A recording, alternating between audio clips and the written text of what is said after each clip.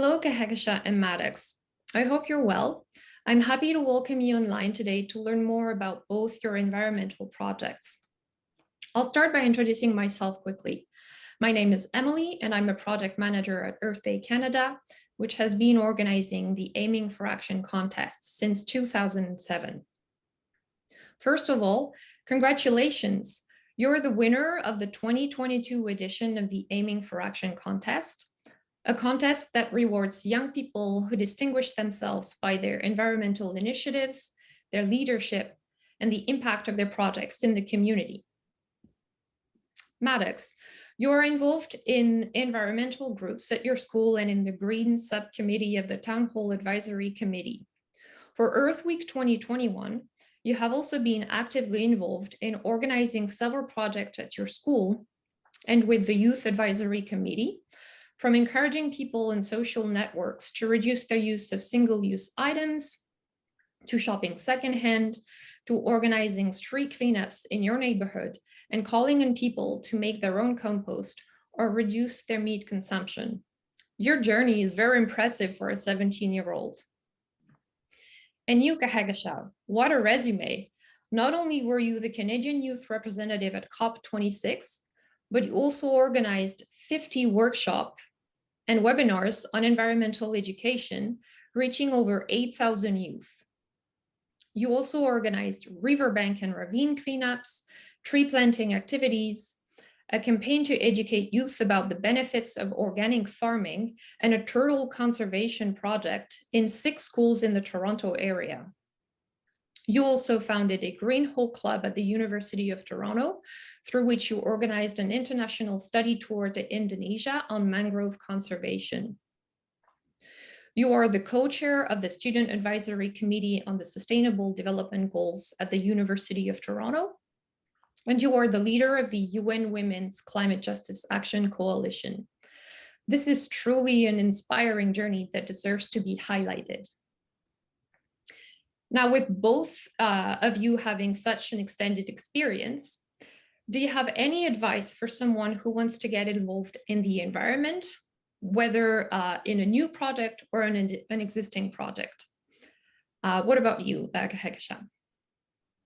Thank you for the question. I would start by saying that as someone who has been in the field of sustainability for the last 14 years, my advice always begins with honesty, hard work, empathy, optimism, and passion. These are 5 golden qualities that I believe will be able to carry anyone through any hardships that they face when they want to join the environmental movement. I would also say that to anyone joining the environmental crusade, the first thing to do is to start small. I think we often forget that it's the smallest actions that sometimes count the most. And just like every drop makes an ocean, every small step that you take counts. And this leads me to my next point, which is how important it is to localize your actions. And you can do that by starting to educate yourself, educating your community, and educating your family. And the last thing I would say is pave your own path to success. In this age of social media, it is very easy to look at someone online and think that that is what I have to become to be an environmentalist. But that is not true. Every person's situation is unique and their circumstances are unique. And therefore, it's important for you to use your small localized actions to create your own unique journey of success and happiness. And believe me, this will create the positive change for yourself, for your people, and for the planet. Great. Thank you very much for this. I think, yeah, it's a great piece of advice. So thank you for that. What about you, Maddox? Do you have anything to share for people who wants to get involved in the environment? Yeah, so far too often, I've heard people tell me about initiatives that they'd like to get involved with, whether that be volunteering at a community garden or joining some other green initiative, yet they never seem to get involved. So the best advice that I could offer others would be to take that first step and begin what you are trying to accomplish. I find this is one of the hardest bridges to cross. Once you're involved in a group or you've already started planning an event, it's easier to follow through as you have a team, the deadlines, motivation to push you ahead. But getting started, I find, is always the most difficult part. So with that said, I encourage you to reach out to other environmentalists in your community, make connections, join the green initiatives, ask questions, and just get started, as that is truly the only way to turn those dreams and aspirations into a reality.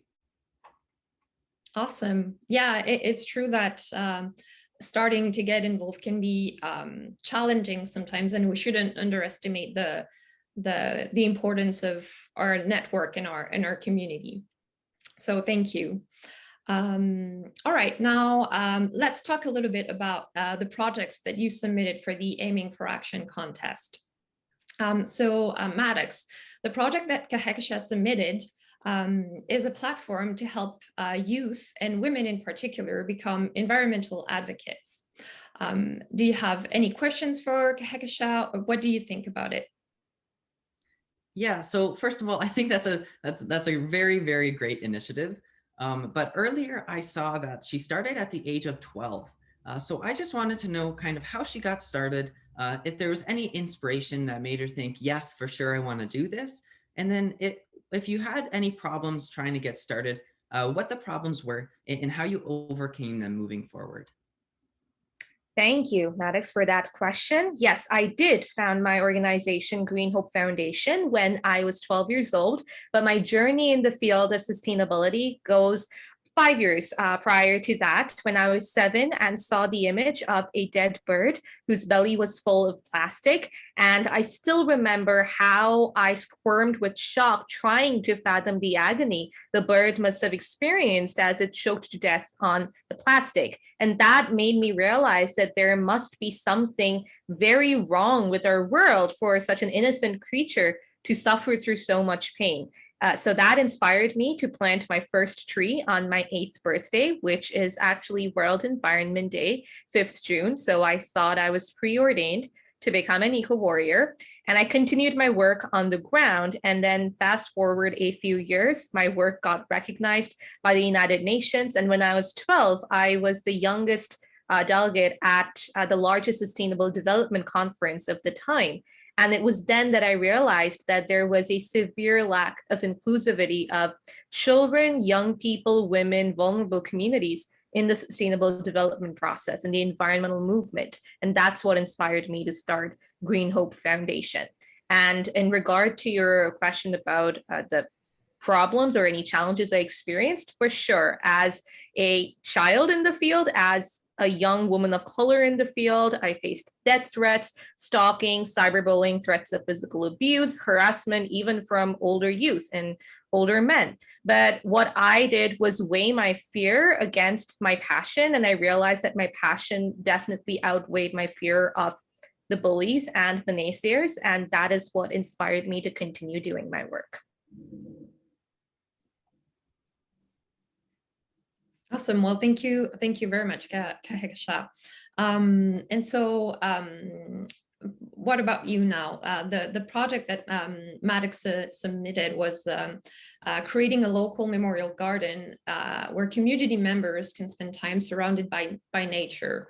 Do you have any questions for Maddox?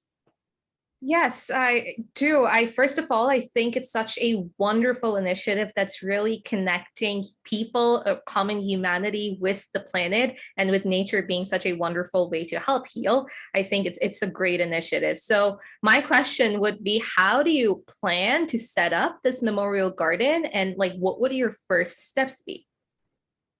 Yeah, great question. So I find that one of the first and most important steps when trying to do a larger initiative like this is making the connections within your city. I'm part of a city-based group, the Mayor's Youth Advisory Committee, and this group works very closely with other city members. So it was kind of easier for us to kind of get in contact with the people who worked at the cemetery. But that was probably one of the most important parts of this project, was making the connections with the people who ran the cemetery, the people who wanted to help out, show us which plants to plant, where the garden can go, and kind of just get started with the project. So that would be the most important part of the project.